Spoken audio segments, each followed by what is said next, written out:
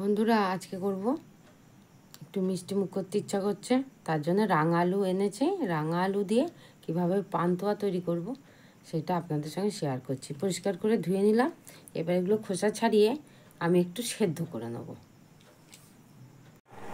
এবার আলুগুলো ছোট ছোট করে আমি ভাপ দিয়ে নিচ্ছি।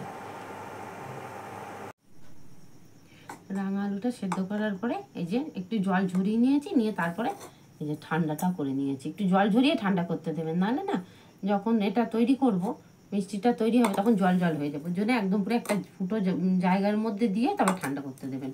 এবার এইটা আমি কিভাবে মিষ্টির আকারে গড়বো দেখাচ্ছি। আস্তে আস্তে এরকম করে ধরে পুরো এটাকে মেখে নিতে হবে, কারণ কোনো পাল্প না থাকে তাহলে মিষ্টির মধ্যে মুখে পড়লে ভালো লাগবে না। তাই এরকম করে আমি করে নিই।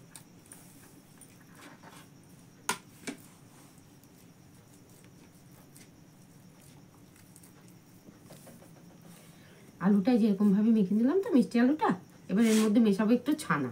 এবার ছানাটা কীরকমভাবে করতে হবে, হাতের এইখানটা দিয়ে এইরকম করে ছানাটা ভালো করে মুথে নিতে হবে, না হলে পরে মিষ্টিটা সুন্দর নরম হবে না।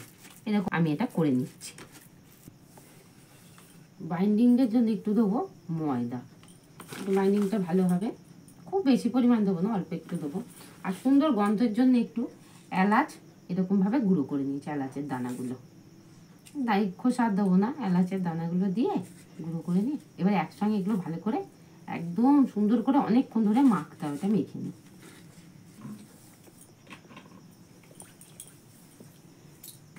হাতে একটু রিফাইন তেল লাগিয়ে নিয়েছি। এবার আমি মিষ্টির আকারে ছোট ছোট করে এরকম পান্তুয়ার সাইজ হয় ওরকম করে আমি এটা দলা পাকিয়ে নেব। খুব ভালো হবে না, যা হবে এই আর কি।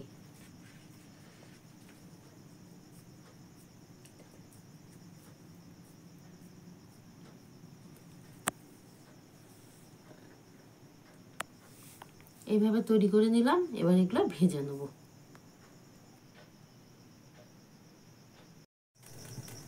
আমি এদিকে একটুখানি রসটা করতে বসিয়ে দিচ্ছি। জলের মধ্যে যে চিনি দিয়ে এটা হতে থাকুক রসটা, আমি ওদিকে পান্তুয়াগুলো ভেজে নেব। এইভাবে আমি পান্তুয়াগুলো ভেজে নিচ্ছি।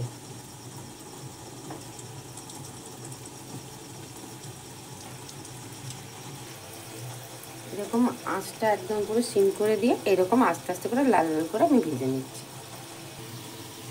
রসটা এরকম আমার ফুটে একদম পুরো পান্তুয়া দেওয়ার মতন এবার রসটা আমার হয়ে গেছে। এটা বেশি আঠালো করা যাবে না, জাস্ট হালকা একটা রস হবে। আমার পান্তুয়াগুলোও ভাজা হয়ে গেছে। এবার আমি দিয়ে দিতে হবে, নাহলে রসটা ঢুকবে না। আমার এখনও কিন্তু রসটা ফুটছে, আমি এই রসটা ফুটবে তার মধ্যেই দেবো। এইভাবে আর যে কটা ছিল এবার ভেজে নিচ্ছি এইভাবে একইভাবে। সব পান্তুয়াগুলো আমার রসে দেওয়া হয়ে গেছে। এবার ঠান্ডা হয়ে গেলে কতটা নরম স্পঞ্জি হয়েছে আপনাদের সেটা আমি দেখাচ্ছি।